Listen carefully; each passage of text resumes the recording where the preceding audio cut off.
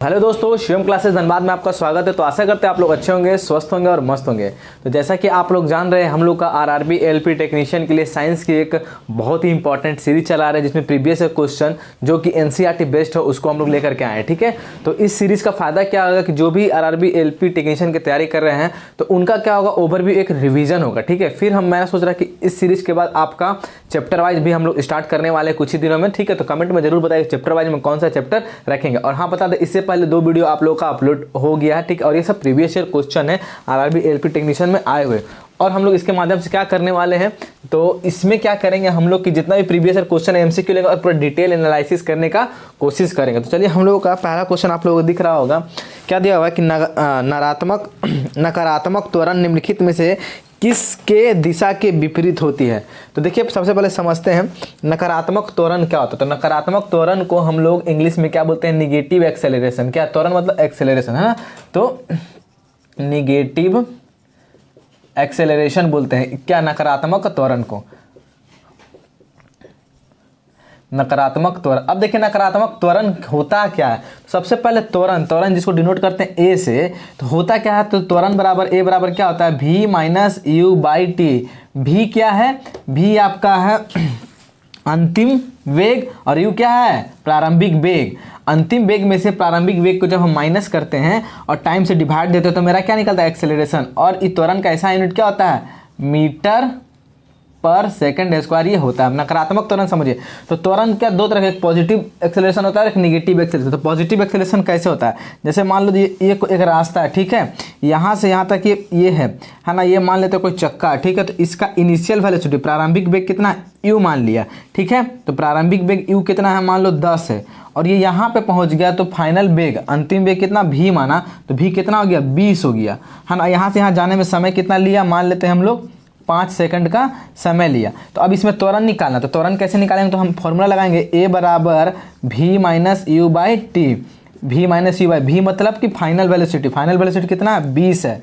20 है, u कितना है, 10 है, माइनस किया t के जगह टाइम कितना, 5 सेकंड। तो 20 में से 10 गया तो 10/5, 5 दूनी 10, 5 मीटर 2 मीटर पर सेकंड स्क्वायर, तो 2 मीटर पर सेकंड। ठीक है, तो यहाँ पे आप लोग देख सकते हैं 2 मीटर पर सेकंड स्क्वायर, ये क्या आया आपका, एक्सेलरेशन का वैल्यू आया। क्या चीज में आया, प्लस में आया, तो इसको बोलते हैं पॉजिटिव एक्सेलरेशन, हम जान रहे हैं। ठीक है, लेकिन अब ऋणात्मक त्वरण क्या हो गया कि देखिए, मान लीजिए इनिशियल वेलोसिटी ये कितना, अब इसी डाटा को चेंज करते हैं तो देखिए कैसे निगेटिव आएगा। इनिशियल प्रारंभिक वेग 10 था, अब मान लेते हैं फाइनल वेलोसिटी 10 के स्पीड से जा रहा था, अब अचानक से इसको कुछ दिखा तो ये स्लो हो गया, और स्लो होने के बाद इसका फाइनल वेग कितना हो गया, मान लेते हैं 5 हो गया। कितना हो गया, 5 मीटर पर सेकंड का हो गया। अब इसमें आप लोग को निकालना है ना, इसमें एक्सेलरेशन क्या होगा, तो देखिए a बराबर क्या होगा, v minus you by T. तो इसका फाइनल वेग कितना है, 5 हो गया, और u कितना है, 10 हो गया, टाइम कितना है, 5 सेकंड। तो अब देखिए 5 में से 10 जाएगा तो 10 में से 5 जाएगा तो क्या होगा, -5 होगा ना, है ना, -5 अब बटे 5 तो कट गया, तो -1 मीटर पर सेकंड स्क्वायर। तो ये देखिए निगेटिव में है, तो इसी को बोलते हैं निगेटिव एक्सेलरेशन। और यही निगेटिव एक्सेलरेशन को क्या बोलते हैं, रिटार्डेशन भी बोलते हैं, याद रखिएगा, रिटार्डेशन भी बोलते हैं या मंदन भी बोलते हैं, है ना, मंदन भी बोलते हैं। कब होता है, जब अंतिम वेग क्या होगा, जब अंतिम वेग हमारा कम हो जाए, है ना, प्रारंभिक वेग के तुलना में, तो उसमें निगेटिव एक्सेलरेशन होता है। तो इसमें क्या क्वेश्चन बोला, नकारात्मक त्वरण निम्नलिखित में से किसके दिशा के विपरीत होता है। तो आपका गति तो होगा नहीं, क्योंकि त्वरण एक सदिश राशि है ना, और गति अदिश राशि है, बल तो होगा नहीं, दूरी तो होगा नहीं, कौन सा होगा, ऑप्शन नंबर ए आपका क्या होगा, वेग हो जाएगा, वेलोसिटी। याद रखिएगा, त्वरण का ऐसा यूनिट क्या होता है, मीटर पर सेकेंड स्क्वायर, है ना याद रखिएगा। अब बात करते हैं अगला क्वेश्चन, देखिए बहुत ही अच्छा क्वेश्चन है। बोल रहा है क्या कि NH4 होल्टवाइज SO4 के अणु में कितने परमाणु होते हैं। तो अणु में कितने परमाणुओं की संख्या पूछा। यहाँ पे कुछ यौगिक दिया हुआ है जो कि आपको इस प्रकार है, NH4 का होल्टवाइज SO4। तो परमाणु की संख्या निकालते हैं ना, तो देखिए सबसे पहले समझिए, मान लीजिए कोई ये हाइड्रोजन है, हाइड्रोजन H2 लिखा हुआ है। ठीक है, ये हाइड्रोजन का, तो हाइड्रोजन के ये जो आगे जो लगता है ना, ये आगे वाला जो लगता है इसको क्या बोलते हैं हम लोग, अणु बोलते हैं। आगे लगने वाले को क्या बोलते हैं, अणु। और ये जो पीछे लगता है इसको क्या बोलते हैं, परमाणु। तो ये हाइड्रोजन एक अणु कितना है, आगे कुछ नहीं तो कितना है, एक हाइड्रोजन अणु में एक, इसमें बोलेगा अणु की संख्या कितना होगा, तो आगे कुछ नहीं तो 1 है, और परमाणु की संख्या कितना होगा, परमाणु की संख्या यहाँ पे 2 है। जैसे अब मान लेते हैं H2O, तो H2 अगर यहाँ 2 लगा दिए तो 2H2 हो गया, तो जल है ये, तो जल का कितना अणु है, 2 अणु है। और परमाणु पूछेगा, तो परमाणु पूछेगा तो क्या होगा, पीछे वाला होगा। तो देखिए यहाँ पे इसका 2 है और कितना 2 हाइड्रोजन है, तो 2 दूनी 4 प्लस ऑक्सीजन का कितना परमाणु है, यहाँ पे कुछ नहीं तो क्या 1, तो टोटल 5 परमाणु हो गया। 2 हाइड्रोजन अणु के 5 परमाणु। तो इसी तरह इसमें भी निकालना है, तो क्या निकालना है हमको, परमाणुओं की संख्या निकालना में, अणु में कितने परमाणु हैं। तो ये क्या आगे कुछ नहीं तो 1 अणु है, ये इस चीज़ का कितना 1 अणु है। अब इसे परमाणु की संख्या मिले, देखिए यहाँ नाइट्रोजन का कितना परमाणु, पीछे कुछ नहीं तो कितना 1 है, तो 1 लिखेंगे, यहाँ पे फिर प्लस देंगे। ये हाइड्रोजन है, तो हाइड्रोजन में कितना 1 है, 1 गुना 4, तो 1 गुना 4, ठीक है। तो 1 गुना 4 करेंगे तो क्या होगा, सीधा हम लोग 4 लिख सकते हैं, है ना, ये होल ट्वाइस, ठीक है। अब देखिए प्लस सल्फर में कितना अणु है, यहाँ कुछ नहीं तो पीछे 1 है। फिर उसी तरह ऑक्सीजन में कितना 1 है, लेकिन 4 गो है ना, 4 मॉलिक्यूल है, तो क्या करेंगे, तो 1 गुना 4 तो क्या हो जाएगा, 4 हो जाएगा, ठीक है। अब इसको सॉल्व करते हैं, देखिए 4 और 1 5, और कितना है होल ट्वाइस था तो 2 गुना 2 है ना, प्लस 4 और 1 5, सॉल्व कीजिए, 5 दूनी 10 प्लस 5 कितना हो गया, 15 परमाणु हो गया। परमाणु बोलेगा तो पीछे वाला को काउंट करेंगे, ठीक है। अगर मान लिया यहाँ 4 लिखा था तो इस कितना हो गया, 4 अणु हो गया, ठीक है।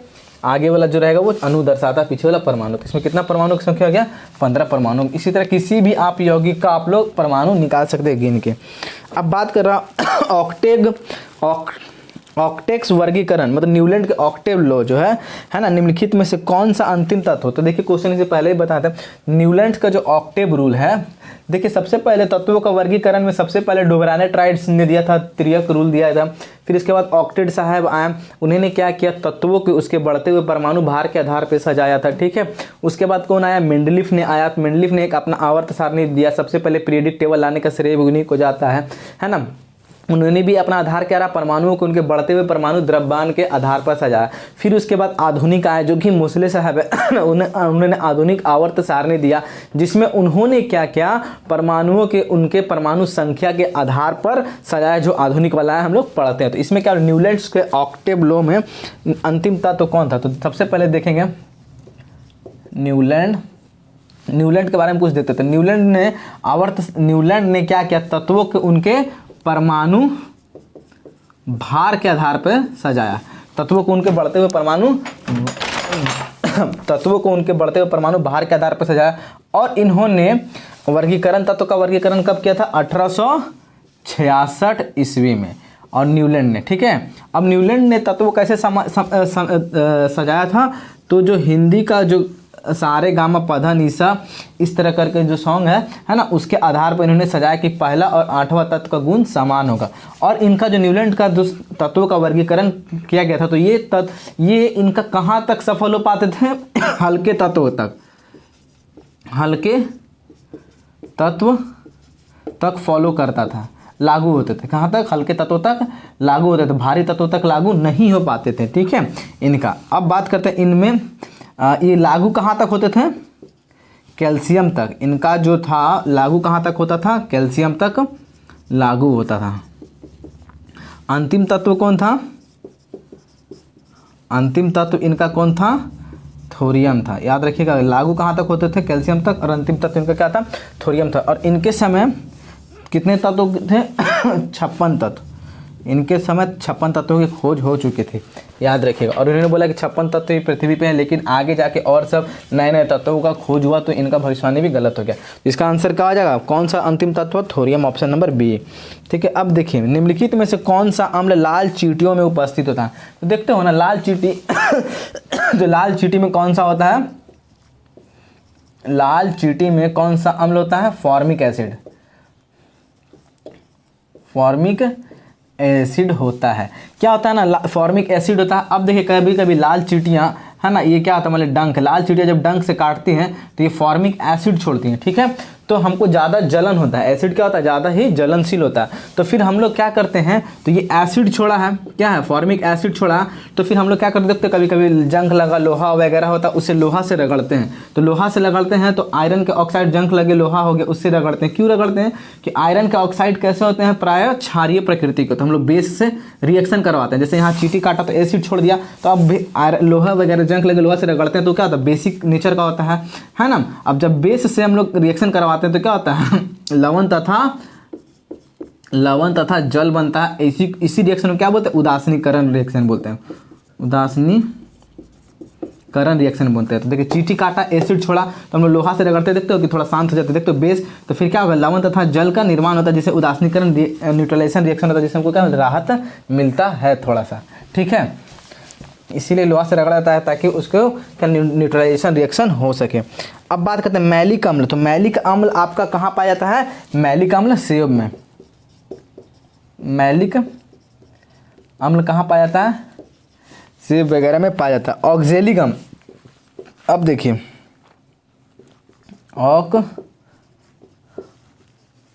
ऑक्जेलिक अम्ल, तो ऑक्जेलिक अम्ल कपड़े में जंग वगैरह के जो धब्बे होते हैं ना, उसको छुड़ाने के लिए, कपड़े में जंग के धब्बे छुड़ाने हैं, तो याद रखिएगा सब क्वेश्चन आता है, ठीक है ना, याद रखिएगा। अब चलते हैं हम लोग, अगर इसका आंसर क्या हो जाएगा, लाल चींटियों में उपस्थित होता है फॉर्मिक एसिड होता है, ठीक है। अब बात करते हैं प्रतिरोध का एसआई यूनिट क्या होता है। तो प्रतिरोध का एसआई यूनिट, तो प्रतिरोध इंग्लिश में क्या बोलते हैं इसको, रेजिस्टेंस, क्या बोलते हैं, रेजिस्टेंस। तो रेजिस्टेंस का साइन, इसको डिनोट क्या चीज़ करते हैं, आर से डिनोट करते हैं। रेजिस्टेंस का ऐसा यूनिट क्या होता है, ओम होता है। अब बात करते हैं, देखिए क्वेश्चन कुछ कभी कभी पूछता है प्रतिरोध क्या है, प्रतिरोध है ना, प्रतिरोध किसी भी पदार्थ का वह गुण है जो धारा के प्रवाह में बाधा उत्पन्न करता है। तो प्रतिरोध विशेषतर 3 चीज़ों पे निर्भर करता है, याद रखिएगा, पदार्थ के लंबाई पे या चालक तार के लंबाई पर निर्भर करता है, क्वेश्चन आता है। दूसरा, कैसे लंबाई पर निर्भर करता है, जितना ज़्यादा लंबाई बढ़ाएंगे प्रतिरोध उतना ज़्यादा ही बढ़ेगा, है ना। तो resistance is directly proportional to length, लंबाई बढ़ने से प्रतिरोध भी बढ़ेगा। जैसे जितना छोटा तार है उसका प्रतिरोध कम होगा, बड़ा तार है तो प्रतिरोध ज़्यादा, क्योंकि उसको ज़्यादा डिस्टेंस कवर करना। फिर लंबाई पे तो बढ़ता ही है, फिर एरिया के प्रतिरोध जो होता है, एरिया मतलब क्षेत्रफल के क्या होता है, इन्वर्सली प्रोपोर्शनल होता है। मतलब resistance inversely proportional to area, मतलब अगर एरिया बढ़ाओगे, जैसे मोटा तार है तो मोटा तार लोगे, एरिया बढ़ाओगे तो क्या होगा, रेजिस्टेंस घटता है। अगर एरिया बढ़ेगा तो ये रेजिस्टेंस घटेगा, क्योंकि इन्वर्सली प्रोपोर्शनल होता है।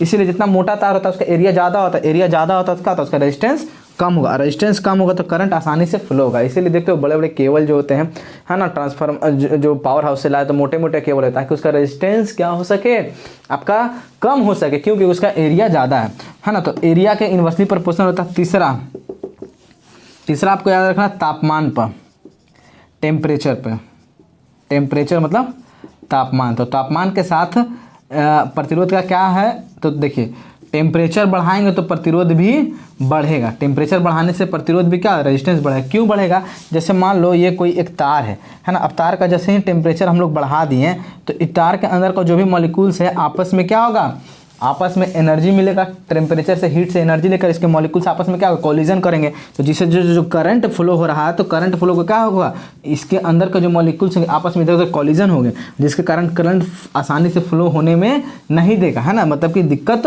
होगा। इसीलिए तापमान बढ़ेगा तो रेजिस्टेंस क्या होगा, बढ़ जाएगा, जिससे क्या होगा, रेजिस्टेंस बढ़ने से क्या होता है, करंट आसानी से फ्लो नहीं होगा, है ना। तो इसीलिए तापमान बढ़ाने से भी रेजिस्टेंस बढ़ता है, याद रखना है आपको, ठीक है। और चौथा भी एक याद रखिएगा आप, एक चौथा होता है प्रतिरोध, किस पे डिपेंड करता है, आपका पदार्थ की प्रकृति पे, पदार्थ की प्रकृति मतलब कि मटेरियल पे, कैसा मटेरियल आप यूज़ करें। अगर आप मान लो ये प्लास्टिक है तो प्लास्टिक का मटेरियल यूज करेंगे तो क्या होगा, इसका रेजिस्टेंस बहुत ही ज़्यादा हाई होता है, करंट ही नहीं पास होगा।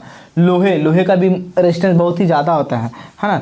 तो ये भी पदार्थ की प्रकृति आप कैसा यूज कर रहे हैं, इसीलिए देखते हो घरों में कॉपर वायर यूज किया जाता है ताकि इसका चालकता बहुत ही अच्छा होता है। क्यों? क्योंकि इसमें कम रेजिस्टेंस डेवलप होता है। तो क्या होगा, तो ये सब समझ गए। तो आपको देखिए ये बता दो, तो प्रतिरोध के SI यूनिट क्या होगा, ओम होगा। ये तो आपको पता है, कुछ एक्स्ट्रा फैक्ट बता दिए आपको, ठीक है, ये याद रखना है। अब बात करते हैं जूल किसका है, वर्क एंड एनर्जी का SI यूनिट है। न्यूटन फोर्स का SI यूनिट है। और कूलाम्ब क्या है, चार्ज का SI यूनिट है। तो चलते हैं हम लोग अपने अगले क्वेश्चन की ओर। देखिएगा अगले क्वेश्चन आपको डिस्प्ले पे दिख रहा होगा। तो देखिए हमारा अगला क्वेश्चन क्या बोल रहा है, एक उत्तल दर्पण, बहुत ही अच्छा क्वेश्चन है, इसको स्टार मार लीजिएगा, बहुत ही अच्छा क्वेश्चन है, फंसाने वाला क्वेश्चन। एक उत्तल दर्पण जिसकी फोकस लंबाई वायु में, जिसकी फोकस लंबाई f है, को द्रव में, है ना, जिसका द्रव का अपवर्तनांक कितना दिया, 4/3 में डुबाया गया। मतलब कि एक उत्तल दर्पण जिसका फोकस लंबाई क्या है, f है, इसको एक लिक्विड में डुबाया जाता है दर्पण को। तो द्रव में दर्पण का फोकस लंबाई, मतलब लिक्विड में डुबाया गया तो वो लिक्विड में जो दर्पण है उसका फोकस लंबाई में क्या चेंजेस देखने को मिलेगा।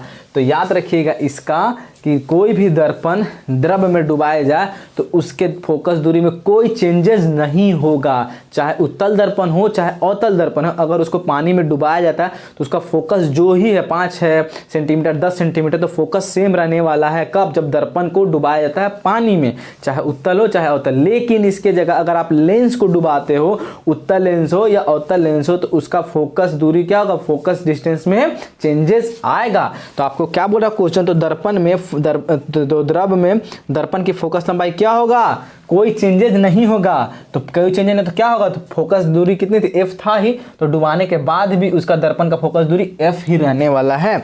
तो आपका ऑप्शन नंबर क्या है, D है। तो याद रखना है, लेंस में फोकस दूरी चेंज हो जाता है लेकिन दर्पण में नहीं होता। तो option number D is the right answer, ठीक है ना।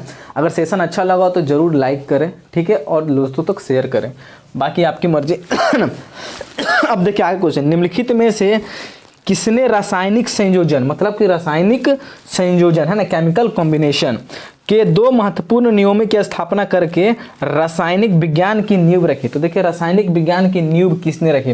देखिए रासायनिक संयोजन मतलब कहता क्या है कि कोई एक तत्व या यौगिक, 2 या 2 से अधिक तत्व या आपस में अभिक्रिया कर एक नए उत्पाद का निर्माण करते हैं, चाहे ये AB बना दिया, तो इसी को बोलते हैं रासायनिक संयोजन। और ये जब भी होता है ना, रासायनिक संयोजन जब भी होता है तो इधर का जितना मास होता है, जैसे मान लो ये 5 ग्राम लिए थे और ये B 3 ग्राम था, तो इधर रिएक्शन से पहले जो आपका मटेरियल है, रिएक्शन के बाद भी वो उत्पाद उतना ही आने वाला है, टोटल ये 8 ग्राम ही आएगा। यही चीज को हम लोग क्या बोलते हैं, द्रव्यमान संरक्षण, हाँ क्या बोलते हैं, कंजर्वेशन ऑफ मैटर बोलते हैं, ठीक है। इसी को द्रव्यमान संरक्षण के नियम बोलते हैं। और यही द्रव्यमान संरक्षण के आपका जो नियम था, इसने किसने दिया था, law of conservation of matter. तो यही जो गया ना, मतलब कि रासायनिक अभिक्रिया के पहले और रासायनिक अभिक्रिया के बाद, है ना, तत्वों या यौगिकों का द्रव्यमान संरक्षित रहता है। कैसे, इधर भी टोटल 8 है, इधर भी टोटल 8 ग्राम, तो द्रव्यमान क्या रहा, संरक्षित हुआ। तो ये नियम किसको क्या कहलाता है, द लॉ ऑफ कंजर्वेशन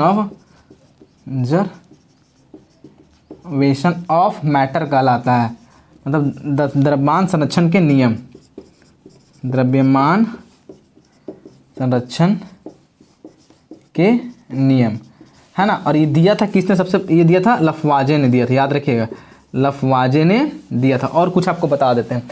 अब बात करते हैं आधुनिक रसायन। तो आधुनिक रसायन के जनक कौन है, आधुनिक रसायन विज्ञान,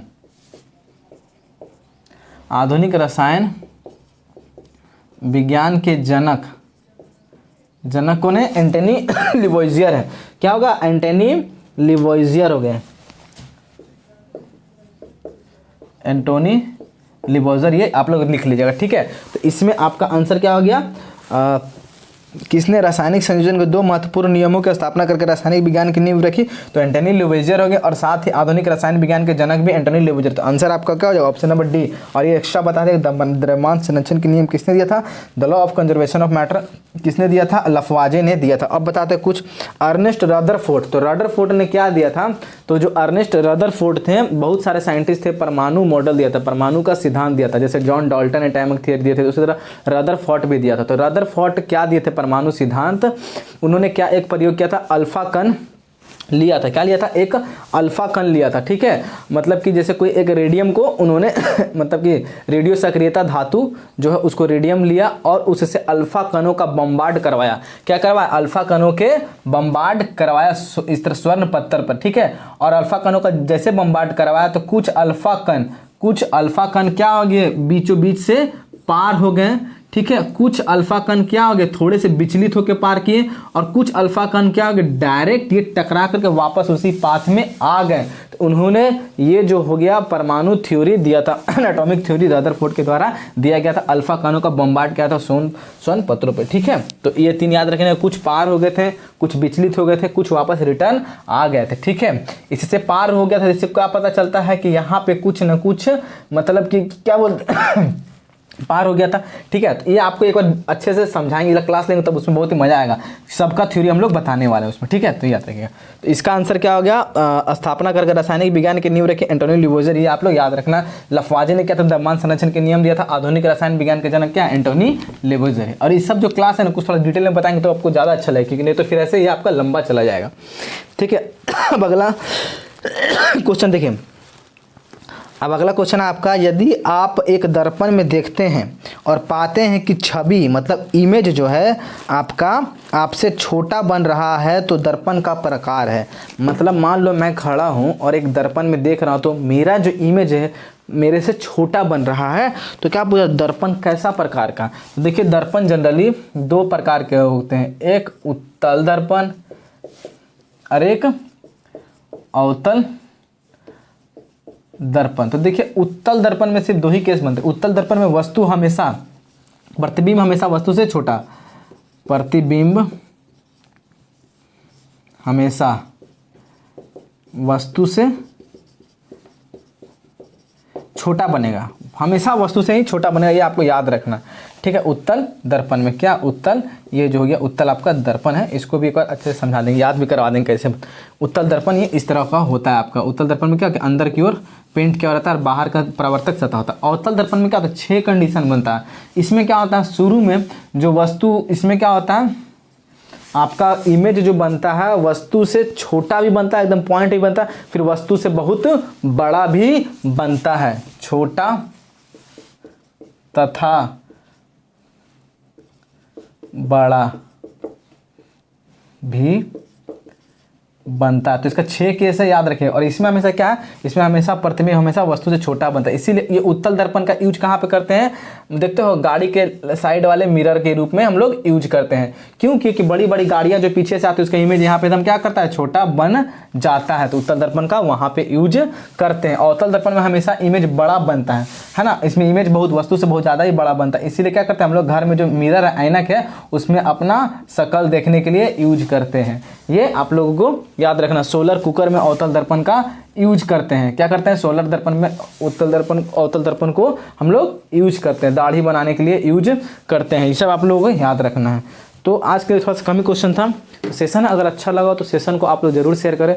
और आप लोग, मैं सोच रहा था कि साइंस का बहुत सारे लोग कमेंट कर रहे हैं, साइंस का टॉपिक वाइज करवाइए, है ना, चाहे फिजिक्स हो चाहे केमिस्ट्री हो। तो आप लोग कमेंट में बताना कि कौन सा टॉपिक को लेकर के चलें, ठीक है। तो मैं सोच रहा कि टॉपिक वाइज बायोलॉजी हो तो बायोलॉजी का टॉपिक वाइज अच्छे से पढ़ाऊंगा, चाहे 1 या 2 क्लास में इसको लेकर के पूरा टॉपिक को अच्छे से करवाने का कोशिश करूँगा। और आप लोग थोड़ा सा रिस्पॉन्स कम दे रहे हो तो वीडियो को ज़्यादा ज़्यादा शेयर करें, क्योंकि बहुत मेहनत से आप लोगों के लिए क्लास करते हैं, ठीक है। तो चलिए यहीं तक रखते हैं, धन्यवाद।